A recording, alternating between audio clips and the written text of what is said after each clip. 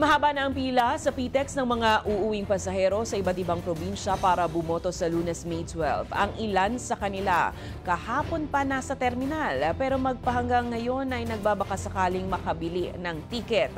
Lalo at 40 trips na ang fully booked, karamihan papuntang Bicol. Ayon naman kay Transport Secretary Vince Dizon, asahan na ang dagdag na 10% sa mga pasaherong daragsa sa iba't ibang transport hubs ngayong holiday long weekend. Ang detalye sa balitang A to Z ni Ace Cruz. Pila lang po tayo, wala naman po problema. Pwede po ma'am, tulay na. Yung buhay na lang mga dito. Pila lang po tayo. Mainit, siksikan at naganda paikot-ikot na ang pila ng mga paserong nais makabili ng tiket sa Parañaque Integrated Terminal Exchange o PTEX para makauwi ngayong araw sa iba't ibang probinsya. Ang kanilang pakay, makaboto sa Lunes, May 12.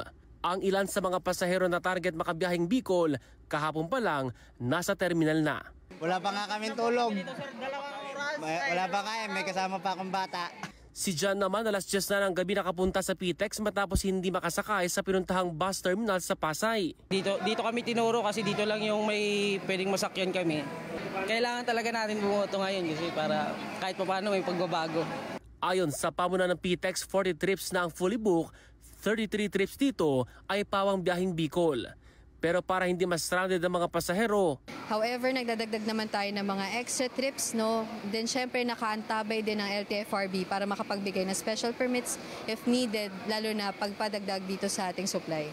Dahil sa special non-working day sa Lunes, araw ng eleksyon, inaasahang madaragdagan ng 20,000 na pasahero ang 150,000 daily passengers sa terminal. Kaugnay nito, naglibot si Transportation Secretary Vince Dizon sa NAIA Terminal 1 para siguruhing maayos ang travel experience ng mga pasahero. Bukod kasi sa election long weekend, bakasyon na ng karamihan sa mga estudyante. More or less, we're expecting the same volume probably as nung Holy Week. No? Kasi, mga ganon. Sinabi ni Dizon na target ng ahensya at new NAIA Infracorp o NNIC na siyang private contractor ng NAIA na maglagay ng e-gates sa mga departure area bago mag-Desyembre para hindi mag-embudo ang mga biyahero tuwing peak season. Mababawasan natin yung hassle at yung oras ng pagpipila. Hindi na kailangan mag-manual o mag-face-to-face yung ating mga kababayan, both departure and arrival.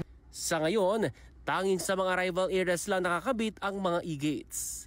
Para sa balitang A to Z, Ace Cruz.